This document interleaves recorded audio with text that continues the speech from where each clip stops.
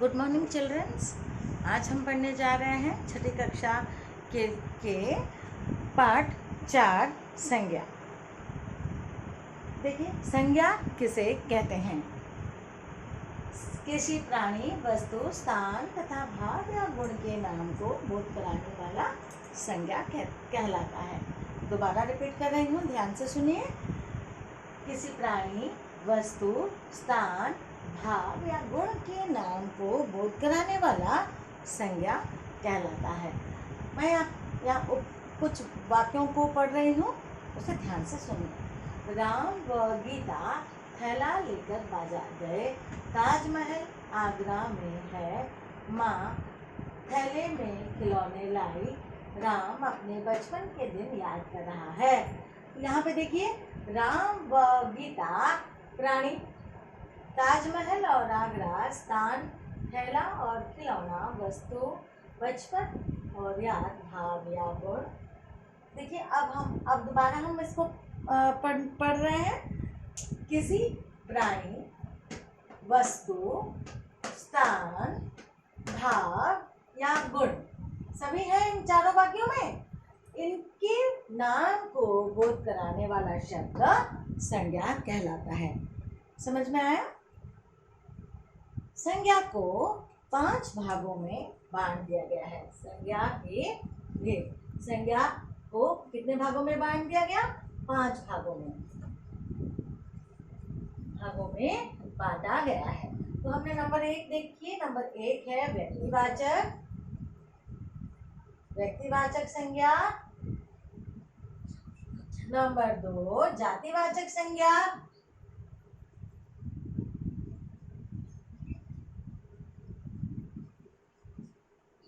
Number 3 भाववाचक संज्ञा।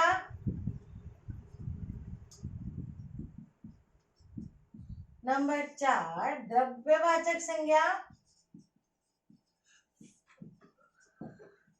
और number 5 समुदाय या समूहवाचक संज्ञा। तो देखा बच्चों, संज्ञा को यहाँ पर 5 भागों में बांटा गया है। 1 व्यक्तिवाचक संज्ञा, 2 जातिवाचक संज्ञा, 3 भाववाचक संज्ञा, 4 द्रव्यवाचक संज्ञा और 5 समुदायवाचक संज्ञा। तो व्यक्तिवाचक संज्ञा हम किसे कहें? जिस शब्द से हमें किसी व्यक्ति, वस्तु, स्थान के नाम का बोध हो, उसे हम व्यक्तिवाचक संज्ञा कहते हैं।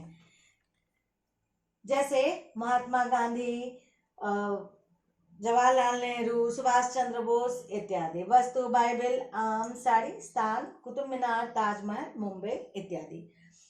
दोबारा रिपीट कर रही हूं।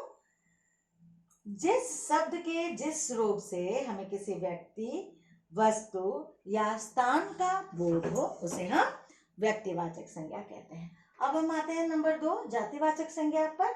शब्द के जिस रूप से किसी प्राणी, वस्तु अथवा स्थान की संपूर्ण जाति का बोध हो, उसे हम जातिवाचक संज्ञा कहते हैं। हम उदाहरण के लिए पक्षियां बहुत ही चंचल होती हैं। यहाँ पे देखिए, मैंने ना केवल एक पक्षी के बारे में कहा, बल्कि सभी पक्षियों के बारे में कहा।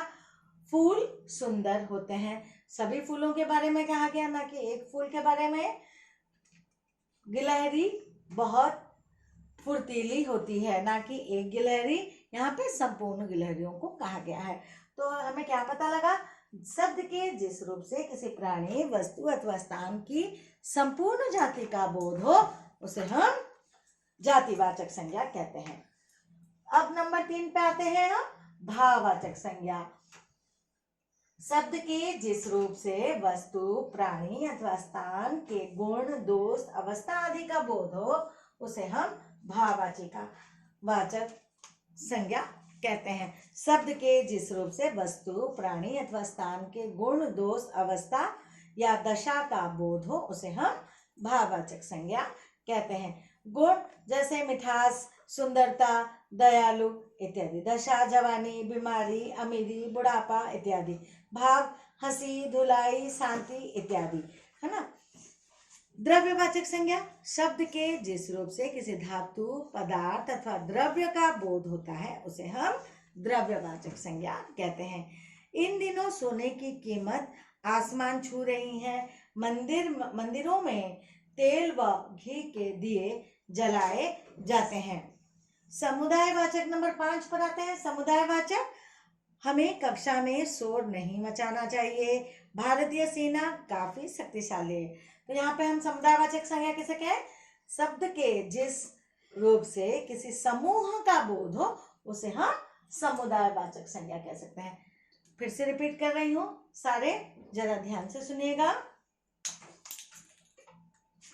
किसी व्यक्तिवाचक, देखिए, शब्द के जिस रूप से किसी विशेष व्यक्ति, वस्तु, स्थान आदि का बोध हो उसे हम व्यक्तिवाचक संज्ञा कहते हैं। शब्द के जिस रूप से किसी प्राणी अथवा स्थान की संपूर्ण जाति का बोध हो उसे जातिवाचक संज्ञा कहते हैं। भाव, शब्द के जिस रूप से किसी वस्तु, प्राणी अथवा स्थान के गुण, दोष, अवस्था या दशा का बोध हो उसे हम भाववाचक कहते हैं। संज्ञा, शब्द के जिस रूप से किसी धातु, पदार्थ अथवा द्रव्य का बोध हो उसे हम द्रव्यवाचक संज्ञा कहते हैं। संज्ञा शब्द के जिस रूप से समूह, किसी भी समूह का बोध हो उसे हम समूहवाचक या समुदायवाचक संज्ञा कहते हैं। तो बच्चों, यहाँ पर हमने आज पढ़ा कि देखिए, सबसे पहले हमने जाना कि संज्ञा किसे कहते हैं ना, किसी प्राणी, वस्तु, स्थान तथा भाव या गुण के नाम को बोध कराने वाला संज्ञा कहलाता है।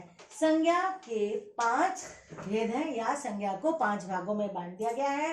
व्यक्तिवाचक, जातिवाचक, भाववाचक, द्रव्यवाचक और समुदायवाचक। इन सभी के उदाहरण और मैंने आपको थोड़े थोड़े दे दिए हैं। उम्मीद है कि समझ में आ ही गया होगा। अब हम देखते हैं जातिवाचक, भाववाचक बनाने का कुछ नियम, अर्थात भाववाचक संज्ञा बनाने के कुछ नियम। जातिवाचक से भाववाचक, कुछ शब्दों को मैं यहाँ पर ब्लैक बोर्ड में लिख दूंगी जिसे आप भी पढ़ें और लिखें। तो सबसे पहले हम देखेंगे जातिवाचक से भाववाचक से भाववाचक।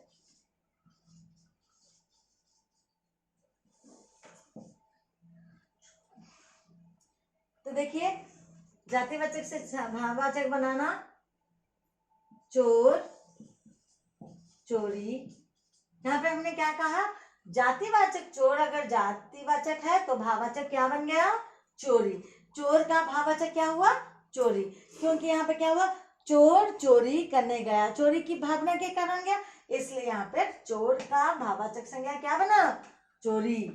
ठग, ठगी। उसी प्रकार एक ठग है, उसकी भावनाएं क्या है कि लोगों को किस प्रकार से ठगा जाए, या उसने वो अपने सामानों या वस्तुओं में किस तरह से व्यापार में किस तरह से ठगी कर सके, लोगों को ठग सके, इसलिए ठग का भाववाचक क्या बना?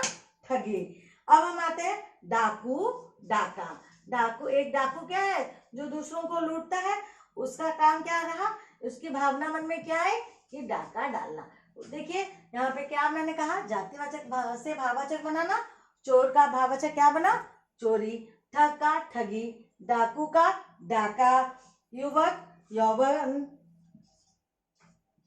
युवक का भाववाचक क्या बना? यौवन। तो समझ में आया? इसी प्रकार से कई अन्य शब्द भी आपके पुस्तक में दिए गए हैं जो मैं आपको पढ़कर सुना रही हूं, ध्यान से सुने। चोर, चोरी, ठग, ठगी, लड़का, लड़कपन, दोस्त, दोस्ती, बाल, बालपन, डाकू, डाका, पशु, पशुत्व, देव, देवत्व, मित्र, मित्रता, भाई, भाईचारा, शत्रु, शत्रुता, युवक, यौवन। समझ में आया यहाँ पे? अब हम देखते हैं सर्वनाम शब्दों से भाववाचक बनाना। क्या देखेंगे अब हम यहाँ पर?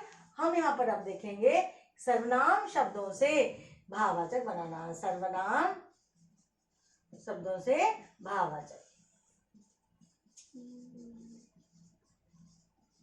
ठीक है, सर्वनाम से भाववाचक। देखिए अहम, अहंकार, उसी प्रकार मैं यहाँ पे एक दो शब्द ही लिख रही हूँ। अहंकार का भाववाचक क्या है? अहं, अहं का अहंकार, अहंकार। सर्व, सर्वस्व।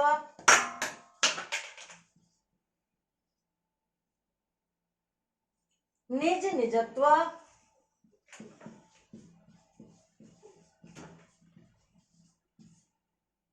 मम, ममता। ऐसे ही कई अन्य शब्द मैं आपको अभी पढ़ के सुना रही हूँ, जिसे आप बड़े ध्यान से सुनिएगा, ताकि आपको आसानी से समझ में आए और आप इसका लाभ उठा सकें और ज्ञान प्राप्त कर सकें। देखिए, अहम, अहंकार, सर्व, सर्वस्व, स्व, स्वतः, अपना, अपनापन, मम, ममता, निज, निजत्व या निजता। यहाँ पे मैंने सिर्फ निजत्व लिखा है, यहाँ पे एक शब्द और निजता भी हम लिख सकते हैं। ठीक है, अब हम आते हैं नंबर 3, विशेषण से भाववाचक बनाना।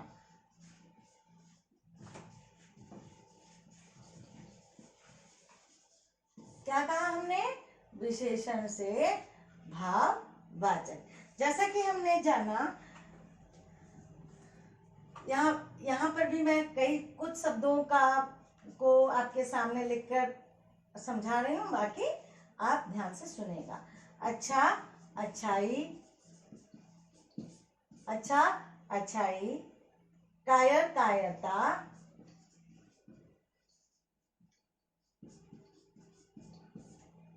प्यास, प्यास, प्यासा, प्यास।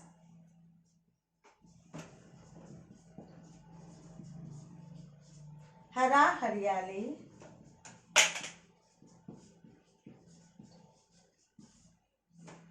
देखिए, अब मैं आपको कुछ शब्द उसी प्रकार पढ़ के सुना रही हूँ, ध्यान से सुनिए और समझने की कोशिश कीजिए।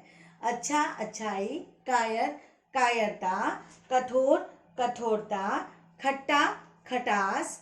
चतुर, चतुराई। दुष्ट, दुष्टता। मूर्ख, मूर्खता। वीर, वीरता। प्यास, प्यासा। हरा, हरियाली। अब हम आते हैं नंबर 4, क्रिया से भाववाचक। क्रिया से हम भाववाचक किस प्रकार बनाए? अब देखिए, क्रिया से भाववाचक, ध्यान दीजिए, क्रिया से भाववाचक।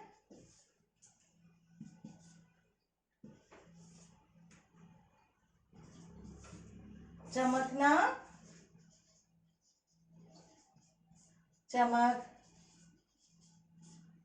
चलना, चल। धोना, धुलाई।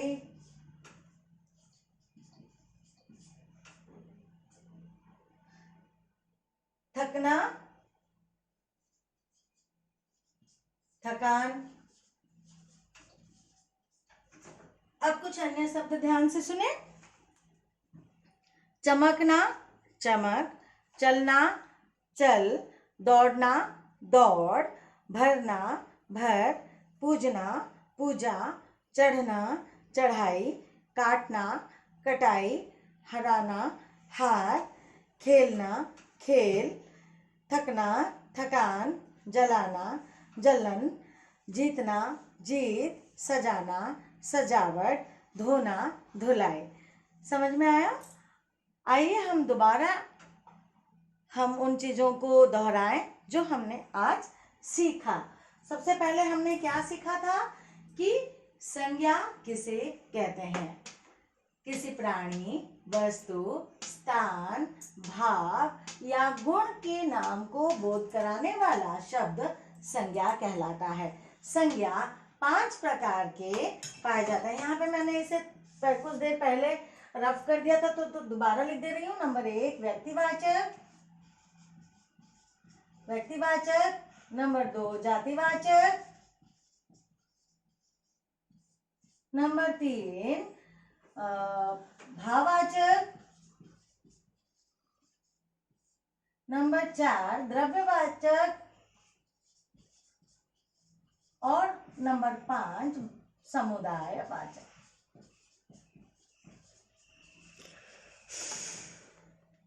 ठीक है, तो हमने जाना कि संज्ञा को 5 भागों में बांट दिया गया, व्यक्तिवाचक, जातिवाचक, भाववाचक, द्रव्यवाचक और समुदायवाचक। अब हम देखेंगे कि हमने कुछ शब्दों को किस प्रकार भाववाचक संज्ञा में बदला है। सबसे पहले हमने क्या किया, जातिवाचक से भाववाचक, कुछ शब्दों को हमने जातिवाचक से भाववाचक में बदला। चोर, चोरी, ठग, ठगी, डाकू, डाका, युवक, यौवन। दूसरे नंबर पे सर्वनाम शब्द से हमने कुछ को भाववाचक में बदल कर लिखा। जैसे अहं, अहंकार। देखिए, अहं, अहंकार, सर्व, सर्वस्व, निज, निजत्व या निजता, मम, ममता।